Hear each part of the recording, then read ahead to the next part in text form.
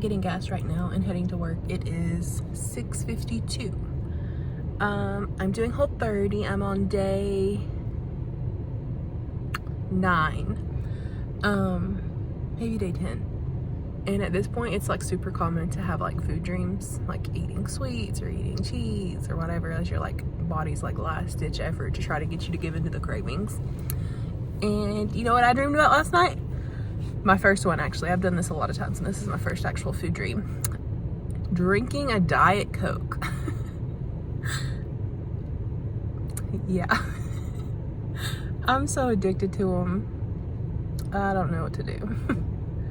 It scares me that I'm that addicted, so I really might like cut it out for real, even after these 30 days, because I don't like being addicted to stuff. We'll see, but it's going okay. I'm starting to like kind of mellow out, I think, a little bit. Like, the cravings don't really get to me anymore, except when I'm dreaming. Besides the Diet Coke. I mean, the Diet Coke is still pretty intense, but everything else is like fuel now, which is how it used to be when I did this thing all the time. So it's nice to be not addicted anymore, or like becoming not addicted anymore. So I am having to hide my scale though, because I'm a weigh every dayer. I've always been like that the last, how long? Gosh, 10 years of my health journey. Because I think it was 2016 when like the end of 2016, whenever I woke up one day and was like 330 pounds, and I was like, what? And went on a super strict, thing. But anyways, I don't know where I was going. Well, I'm gonna go drive to work. I'll check in later. New location, same story. I was getting to, I'm a weigh every dayer. That's how I've been able to maintain about 100-pound weight loss. Just cause like it kind of, like, I know your weight changes every day. It's gonna fluctuate. I know that. However, it does show me like how my body reacts to foods differently. So normally it's good for me because I can kind of keep track of how things are going, like that. However, with Whole30, with it being so restrictive, and me knowing, like, I still track my food every day. I've always been like since like 2016, I've been a MyFitnessPal kind of person. I like to track, and like the goals have changed on there over the years, obviously. I know if I pay more attention to macros, like, I see better results. But, anyway, seeing the calories that I'm eating every day and knowing that I should be dropping weight, like a lot of weight, and the scale not moving, with me being like so restrictive and so like not able to go eat out with people and stuff, really, I kind of have to put away the scale for now. I mean, I'm only on, I was wrong, I just looked because it's in my calendar. I'm on day 11, which day 10 and 11 are supposed to be the absolutely hardest days of the whole diet. I think day 5 was the hardest, but whatever. We're getting through it. I'm about a third of the way through. So I don't know if I've mentioned it to the vlog yet, but I do think I'm able to eat like normal food on February 4th. I think what I've decided is, like, from February 4th until that Monday, I'm gonna eat what I want. My biggest weight loss tip if you're dieting is, and this has come from someone that, like, I've had so much digestion issues, like there's been months and months and months at a time where I'm like only on liquids. Like, to deal with those like cravings and wants, I have a list in my phone. I'll type it out, it makes it go away. Like the actual like, oh, I need it. Oh, I need it part of it. So I mean, use that tip. If it's really, really bad, it's weird, but I used to like to watch like a mukbang of it, and then it really, really makes the craving go away. So that is probably my biggest tip. Always, you don't want to just be like super restrictive or you're going to gain the weight back. I'm actually super proud of myself that I've been able to keep about 100 pounds off for about 10 years.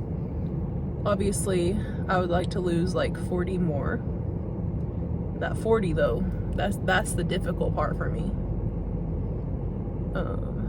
However, that's the goal this year, to get to my healthiest. I don't have a set weight goal in mind. I just would like to be a little bit healthier. And I have definitely stuck a little bit healthier. I've definitely stuck to like the gym stuff, and it helps that my boyfriend also works out a lot too. But my eating, so I am the last year or two I have got off like my healthy eating journey, so I would like to get that back. And I mean, like, food's addicting. That's why I'm such a big fan of Whole30, because it really does get rid of the cravings. Like, it's hard to cut out everything, because like soy is super addicting. That's one of the ones that gets me the most. Sugar, like all that, caffeine, ugh. But highly recommend Whole30 if you have a hard time controlling yourself around food.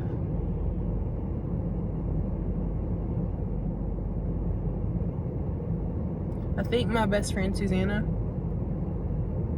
is considering doing it as well, which is fun for me because I would love a partner. Austin, my boyfriend, he's a pretty picky eater. He's a chicken tender and mac and cheese kind of guy. So he's on his own. I don't really, because I'm not, even on my craziest days, I'm not a chicken tender mac and cheese. I'm like a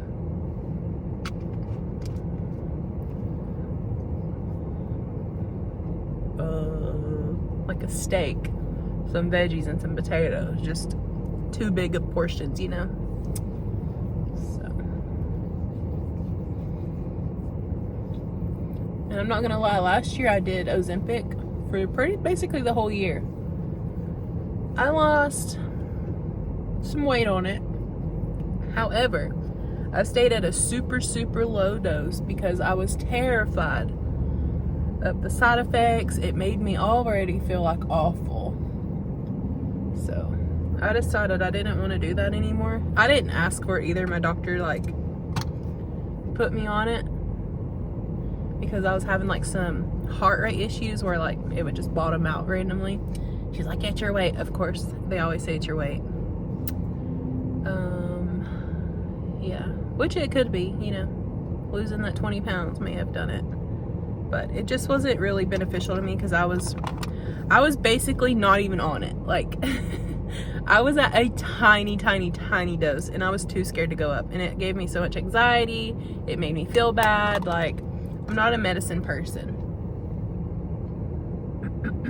So, and it was expensive. I spent like, I think like $250 a month on it to have like some B12, because I got the kind mixed with B12, and it just wasn't for me.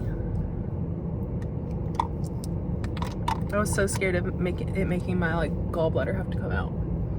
I've had stomach surgery before, as I've probably mentioned, because it's like a huge part of my personality.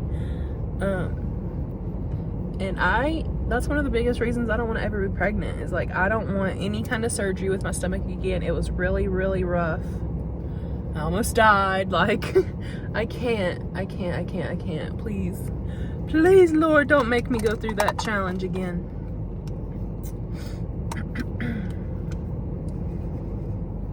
And what's crazy is that all happened like after I lost that 120 pounds back in the day. Like, I lost all that weight, got into the best shape of my life. I was going to boxing every day and the gym every day, like 2 a days. And then cue the hospital for 2 years. It was rough. But it made me who I am. I learned a lot, I must say. And it made me closer to God. That's kind of cringe, huh? It shouldn't be cringe.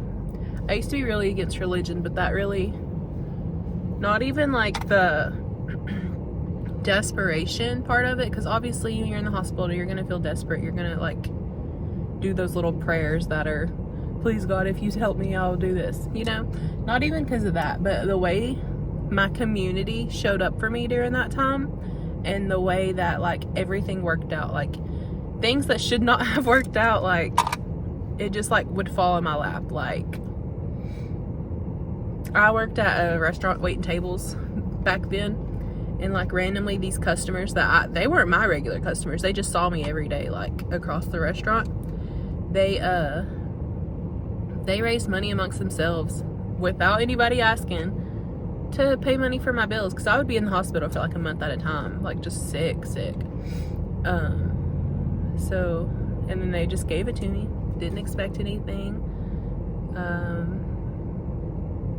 There were times whenever like it would become an emergency situation and I just happened to be in the right time at the right place, like someone could help me to the hospital, because I lived alone. Like I was very much independent, whatever, but there would be someone with me that could actually take me.